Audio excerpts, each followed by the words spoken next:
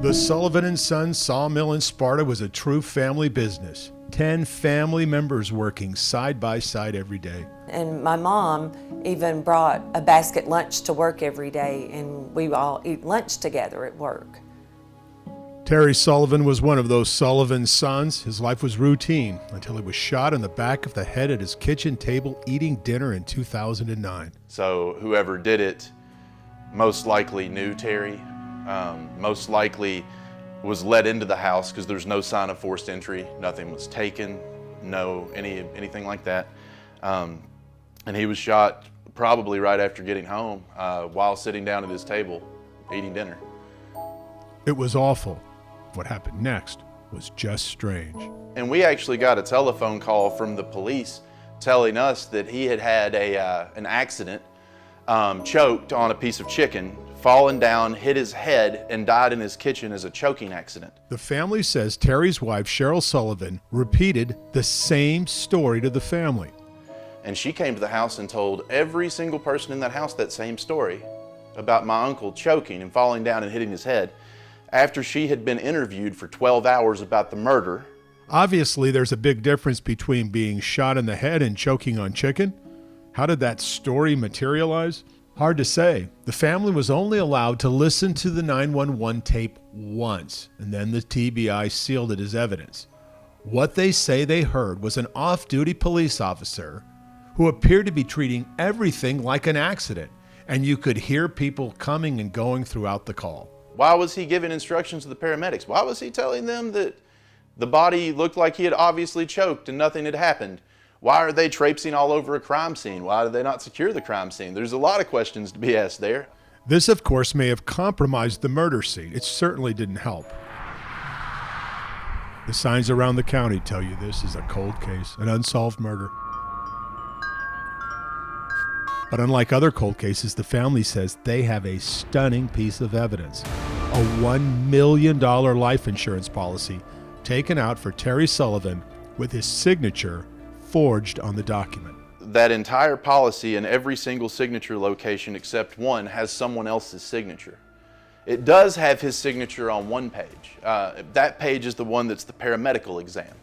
It doesn't tell on that page what the policy is for. It doesn't tell the face value. It doesn't tell anything about it other than it's a paramedical exam on that page.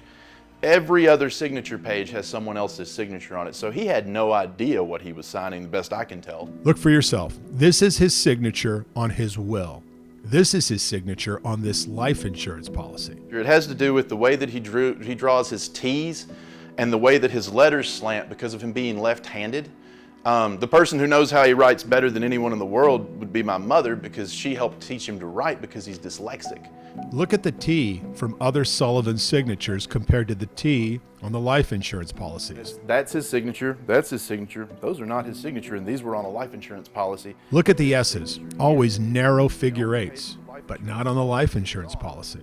Look at the slant of the letters.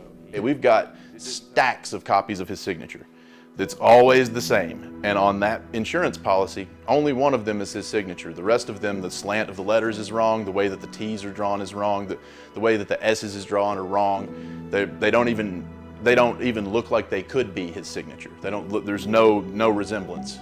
We asked nationally known detective Sheila Wysocki and her team of investigators to review the case.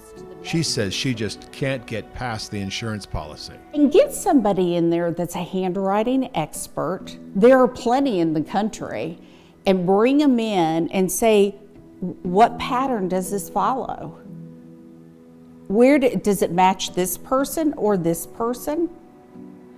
Talk to the insurance agent. When did we get it? How did you get it? And the initial report of choking on a piece of chicken after being shot in the head? For Wysocki, there are no words. But do you think that it is fair to say that being shot in the head and choking on a piece of chicken, that scene would look dramatically different, those two scenes? It would, and a moron would have to think otherwise. There's blood spatter.